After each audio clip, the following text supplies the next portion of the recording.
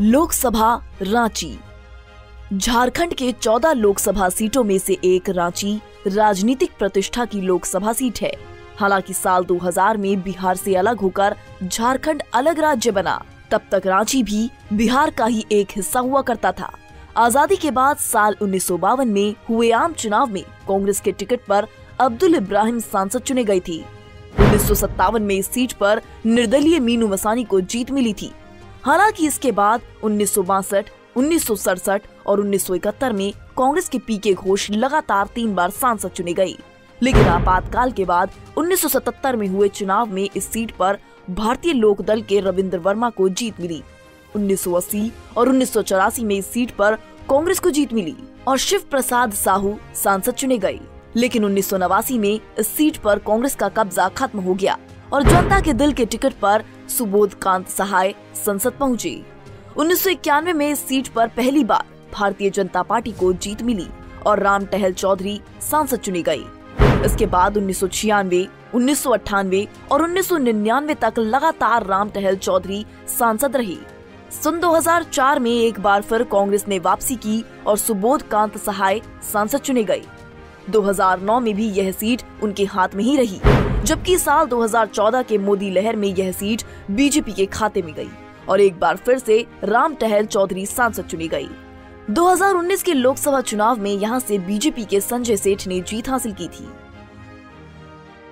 Ranchi Lok Sabha seat के तहत 6 विधानसभा सीटें आती हैं, जिनमें से रांची जिले की रांची, कांके, सिल्ली, खिजरी, हटिया और सरायकेला खरसावां की ईचागढ़ विधानसभा क्षेत्र में शामिल हैं। साल 2019 के लोकसभा चुनाव में बीजेपी कैंडिडेट संजय सेठ को जीत मिली थी। संजय सेठ को 7,06,828 वोट मिले थे, जबकि कांग्रेस के सुबोध कांत सहाय को 4,23,802 वोट मिले थे। वहीं निर्दलीय राम टहल चौधरी 29,597 वोट लेकर तीसरे स्थान पर रहे थे।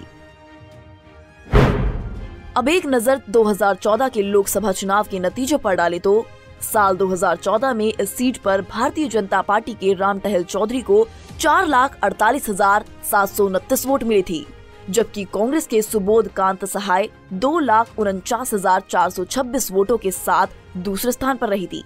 वहीं आजसू के सुदेश कुमार महतो 1,42,560 वोट हासिल कर तीसरे स्थान पर रही थी।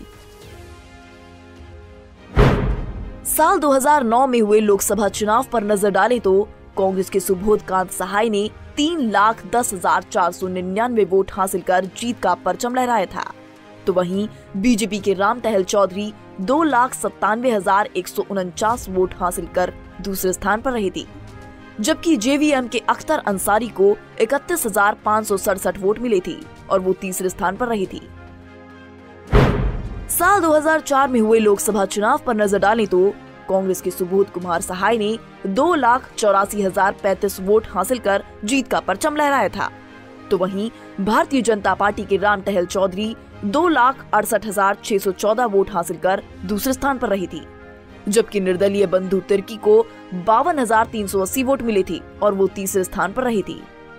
Bureau report, Punjab Kesari TV. हमसे जुड़े रहने के लिए हमारे YouTube चैनल को सब्सक्राइब करें और नई वीडियो की नोटिफिकेशन के लिए बेल आइकॉन को दबाएं।